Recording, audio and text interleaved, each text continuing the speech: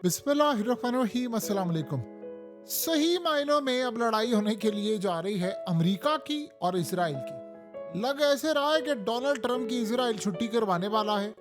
या तो अब ट्रंप का इक़्तिदार जाएगा या फिर ट्रंप की साख जाएगी, और ये सारा कुछ वीडियोस और पता नहीं किस चीज़ों से होगा, क्योंकि अब सब्र का पैमाना लबरेज हो गया है इसराइल का। जेडी वेंस ने आज पहली मर्तबा, ये याद रहे, जेडी वेंस नायब सदर है। अगर ट्रंप को कुछ भी हो जाता है या ट्रंप ओहदे पर नहीं रहता या कुछ भी हो जाता है तो अगला प्रेसिडेंट जेडी वेंस होगा। वो आया, उसने आकर कहा इसराइल को, ये क्या तुम लोग हरकतें करते फिर रहे हो। मैं पूरी इसराइल की कैबिनेट को कहता हूँ, ये वजीरों को, हुकूमत को, तुम ट्रंप को धमकियां दे रहे हो, उसके खिलाफ तुम जा रहे हो, डील को तोड़ने की कोशिश कर रहे हो, अटैक कर रहे हो तुम लोग लिबनान पर और ये दीगर जगहों पर। वो शख्स आज पूरी दुनिया में अगर वाहिद एक ही बंदा रह गया जो तुम्हारे साथ खड़ा हुआ है तो वो ट्रंप है। तो तुम उसके खिलाफ साजिशें कर रहे हो और उसके खिलाफ तुम ये सारी बातें कर रहे हो और उसको बुरा भला कह रहे हो, उसकी डील तोड़ने की कोशिश कर रहे हो। तुम लोग बाज आ जाओ, बाज आ जाओ तुम लोग, वरना ये बहुत खतरनाक सूरत हाल पैदा होगी। असल में जेडी वेंस ने ये जो बात की है वो इसराइल को आज धमकियां दी है। उसे कहा औकात में आ जाओ, यानी अपनी लिमिट में आ जाओ तुम लोग। इसका मतलब है कि जो फ्रंट पर नजर आ रहा है, आप सोचें अगर मिनिस्टर उठकर गालियां दे रहे हैं ट्रंप को, या नेतन्याहू लाइव तकरीर करता है, कौम से खिताब करता है और कहता है कि मैं मानता ही नहीं हूं इसकी डील को, और कहता है कि जो हम तो अटैक करेंगे और ऐसी ऐसी सूरत हाल। सोचें वो बैक एंड पर क्या कुछ कह रहा होगा, वो ऑफ द रिकॉर्ड क्या कुछ कह रहा होगा, वो ट्रंप को गालियां कितनी दे रहा होगा। यानी अब आपको लिटरली लगता है ईरान अमेरिका की जंग खत्म, इसराइल अमेरिका की अब जंग शुरू होगी। देखिए, नेतन्याहू ने ट्रंप को छोड़ना नहीं है, ये बात आप ज़हन में रख लें। असल में जब नेतन्याहू ने ट्रंप को ये बातें कही हैं, उसने नेतन्याहू को ये कहा है कि तुमने कहा था ईरान में रिजीम चेंज ऑपरेशन करेंगे। आपको पता है वो सीआईए का ऑपरेशन नहीं था, वो मोसाद का ऑपरेशन था। इसराइल ने करना था रिजीम चेंज ईरान के अंदर, ये टास्क उसको दिया गया था। और उसके बाद प्लान ये था, अमेरिका ने उसमें हामी इस तरह भरी थी कि जब ईरान में रिजीम चेंज ऑपरेशन होगा, हम अपना बंदा वहां इंस्टॉल करेंगे, या वो बंदा ईरान के अंदर से होगा या रजा पहलवी होगा, इनमें से कोई एक बंदा होगा, जो भी होगा। उसके बाद हम तेल और गैस पर कब्जा करेंगे। ये तेल और गैस लेना था अमेरिका ने। इसराइल ने वहां पर अमेरिका को कहा था कि रिजीम चेंज ऑपरेशन के लिए अवाम को मैं लेकर आऊंगा सड़कों पर, मुसाद लेकर आएगी, हम वहां पर स्टारलिंक पहुंचाएंगे, हम ये सारा काम करेंगे, फिर आप अपनी फौज उतारना और इलाकों को फतह कर लेना। ये था उनका प्लान। उन्होंने कहा कि उसमें आयतुल्लाह अली खामनाई की लोकेशन इसराइल ने निकलवाई, अटैक उन्होंने अमेरिका के साथ मिलकर किया, उनको मारा। तो उन्होंने कहा था कि हम नहीं छोड़ेंगे। इस सूरत हाल में निगोशिएट करने वाले तमाम लोगों को भी मार दिया इसराइल ने, अली लरीजानी समेत बाकी सबको मार दिया। और ट्रंप ने माँ बहन की गाली उसको दी कि तुमने मुझे, असल में फिर जंग छिड़ गई। ट्रंप ये जंग चाह ही नहीं रहा था। इन्होंने जो गेम प्लान किया था वो कुछ इस तरह से था कि जब हम आयतुल्लाह को मार देंगे, जर्नैलों को मार देंगे, तो उसके बाद ईरान के अंदर अवाम निकल आएगी सड़कों पर। ये नेतन्याहू ने पूरी गेम सेट करके दी थी कि सड़कों पर जब अवाम निकल आएगी, क्योंकि पहले लोग निकले थे तो वो डर के मारे, उनको फिर उन पर हमला हुआ या उनको रोका गया, तो उसके बाद उन्होंने कहा कि अगर हमने आयतुल्लाह को मार दिया, अवाम खुशी से निकल आएगी और उसके बाद ये जंग नहीं करेंगे। ट्रंप ने कहा था कि मैंने जंग नहीं करनी, मैं ज्यादा से ज्यादा 4-5 दिन से ज्यादा कोई अटैक नहीं करना चाहता। ये था उसका प्लान, और वो प्लान हो गया सारे का सारा नाकाम। बंदा तो उन्होंने मार दिया, आयतुल्लाह को मार दिया, उनके जर्नैलों को भी मार दिया, लेकिन जंग तो असल में शुरू ही उस दिन हुई थी जिस दिन किया। अब अल्टीमेटली क्या हुआ है, डील हो गई है। आपको पता है नेतन्याहू को कभी भी ईरान के एटम बम से खतरा नहीं था, उसको ईरान के मिसाइल प्रोग्रामों से खतरा था। आज आप देखिए, ट्रंप ने कहा है कि अगर दुनिया के बाकी ममालिक बैलिस्टिक मिसाइल प्रोग्राम रख सकते हैं तो ईरान क्यों नहीं।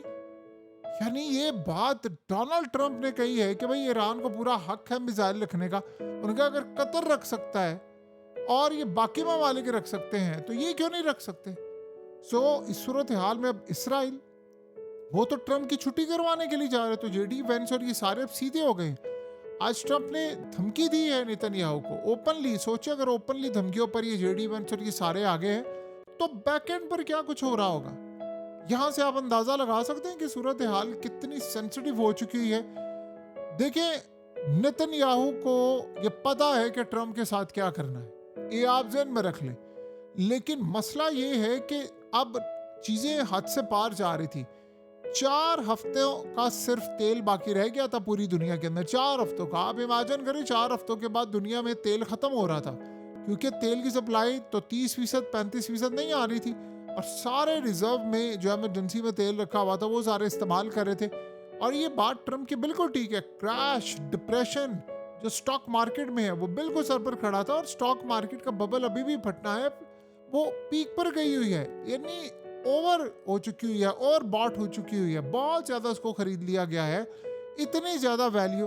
अब रिसेंटली इलॉन मस्क ने अपना स्पेस एक्स लॉन्च किया, और आप ये देखें कि उसकी वैल्यू 135 से थी, वो कहां पर डबल ट्रिपल होगी, और अब वो क्रैश होना शुरू हुई है, क्योंकि पीक पर सारी चीजें गई हैं और आउट ऑफ कंट्रोल हो रही है। और उधर नेतन्याहू ट्रम्प को कह रहा है कि नहीं, मैं लेबनान में अटैक करूंगा, और मैं नहीं मानता इस बात को, तुम्हारी इस डील को मैं नहीं मानता। और आगे वो ट्रम्प को धमकियां दे रहे हैं कि तुमने बेचा है हमें ईरान के आगे, तुम हो कसूरवार। वो कह रहे तुम कसूरवार हो। देखिए, अमेरिका की हो गई ठुकाई। अब अमेरिका ने $300 अरब, अब नाए हॉर्मुज़ भी गया, सब कुछ गया, टोटली विक्ट्री है ईरान की। एक पॉइंट ऐसा नहीं है, यानी अगर आप ये कहें ना कि कोई एक पॉइंट निकाल कर दें कि जो ईरान के खिलाफ गया, तो वो सिर्फ एक पॉइंट है कि अब नाए हॉर्मुज़ से वो 60 दिन चार्ज नहीं करेंगे कोई चीज, 60 दिन के बाद चार्ज करेंगे, दैट्स इट। इसके अलावा सारी चीजें ईरान के हक में गई हैं। नेतन्याहू ने कहा जी हिजबुल्लाह उधर की उधर है, यमन उधर की उधर है, सारी चीज उधर है, मिसाइल प्रोग्राम, ड्रोन प्रोग्राम, सारा कुछ तो है। तो बाकी सूरत हाल क्या है? तो अमेरिका के लिए ये बहुत बहुत बहुत बड़ा चैलेंज बना हुआ है, और अब लड़ाई इनकी हो गई है। ट्रम्प की इन्होंने छुट्टी करा देनी है, ये आप ज़हन में रख लें। देखिए, वैसे ही ट्रम्प की इस मिड टर्म इलेक्शन में भी छुट्टी हो जानी पॉसिबिलिटी है। कि अब आप ये सोचें कि ट्रम्प ने क्यों ईरान से पाबंदियां हटाई। ट्रम्प को ईरान से मोहब्बत नहीं है, वो पाबंदियां, एक तो वो चाह रहा था कि पाबंदियां इससे इसलिए हटें कि तेल ये बेचे, तेल की कीमतें नीचे आए।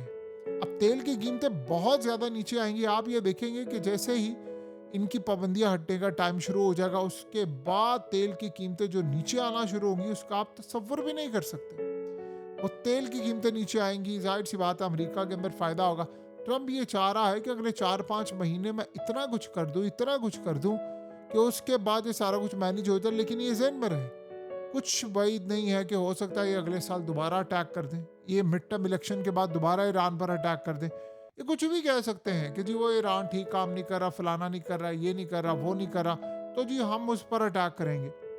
आपको पता है कि ईरान मुस्तकबिल की जो आने वाली जंग है उसके लिए अब तैयारी शुरू कर रहा है। उनको पता है ये दोबारा आएंगे, और इसराइल यहाँ पर चुप नहीं बैठने वाला। और वो शायद इस दफ़ा जो ईरान की तैयारी होगी, वो आप उसका तसव्वुर भी नहीं कर सकते वो कितनी भयानक होगी। देखिए, मुस्तकबिल के अंदर ईरान को इत्तेहादी बहुत सारे ममालिक बनाएंगे। अगर इत्तेहादी नहीं बनाएंगे तो खुद फारिग हो जाएंगे, क्योंकि ईरान को आपको इत्तेहादी बनाना पड़ेगा। उसके अलावा अब आपके पास बचने की जो सूरत हाल है, कुछ ज़्यादा अच्छी नज़र नहीं आ रही। ये आप ज़हन में रख लें, आपको ये तमाम चीज़ें समझना होंगी, अदरवाइज आपके हाथ से गेम निकल जाएगी। अमेरिका को ये बात अच्छी तरह मालूम हो चुकी हुई है कि हालात किस जानिब जा रहे हैं, और अमेरिका ये प्रेफर करता है कि उनको अब कुछ ना कुछ फैसला करना है। और नेतन्याहू, देखिए, नेतन्याहू बज़ाहिर तो हमें एक बंदा नज़र आता है, लेकिन ये एक बंदा नहीं है, पीछे बैठी हुई वो ताकतें हैं जो सारा गेम प्लान सेट करके बैठी हैं। ये कह रहे हैं हमारा टाइम गुजर रहा है, हमारा बछड़े का टाइम गुजर रहा है, पता नहीं क्या कुछ इनका गुजर रहा है, और इस सूरत हाल में अब हमने अटैक करना है। अब आप ये सोचें, जब पूरे का पूरा वर्ल्ड ट्रम्प के साथ मामला तय कर रहा है, कतर के जो अमीर हैं वो गए और उन्होंने जाकर ट्रम्प के साथ मामला तय किया। कतर ने डील फाइनलाइज करवाई, फाइनल किया, बहुत सारी चीज़ें की कतर ने। तो क्या इस सूरत हाल में वो अलाउ करेंगे कि अमेरिका को क्या बड्डे इस्तेमाल करे, इसराइल की मदद करे? देखिए, इसराइल का बाप भी अकेला नहीं लड़ सकता ईरान से, ये बात आप ज़हन में रख लीजिए। इकट्ठे लड़के नहीं वो जीते। ये जो बात कहना है कि हम इंडिपेंडेंटली जाएंगे, इंडिपेंडेंट का मतलब ये होता है कि अमेरिका की मदद ना हो, जहाज इनके उड़े और जाकर ईरान पर अटैक करें। तो इनके जहाज़ों को तो जब तक रीफ्यूल, आपको पता है कि रीफ्यूल जो टैंकर्स होते हैं, जेट्स हैं, वो जब तक मदद ना करें ना, तो इसराइल वापस नहीं जा सकता। और बेन गुरियन एयरपोर्ट पर जो अमेरिका के खड़े हुए थे रीफ्यूल करने वाले जो टैंक, वो उन्होंने वहां से अब जहाज उड़ाने शुरू कर दिए हैं कि भाई हमने इस जंग में पार्टिसिपेट नहीं करना। और आज जेडी वेंस खुल्लम खुल्ला धमकियां दे रहा है, ऐसी धमकियां जिसका कोई तसव्वुर नहीं कर सकता। यानी अब ओपनली लड़ाई हो गई है। अब लड़ाई ईरान और अमेरिका की नहीं, अमेरिका और इसराइल की है। और ये ज़हन में रहे, इन्होंने ट्रम्प को अब छोड़ना नहीं है कि तुमने शिकस्त तस्लीम क्यों की है, तुम तो मारने के लिए गए थे।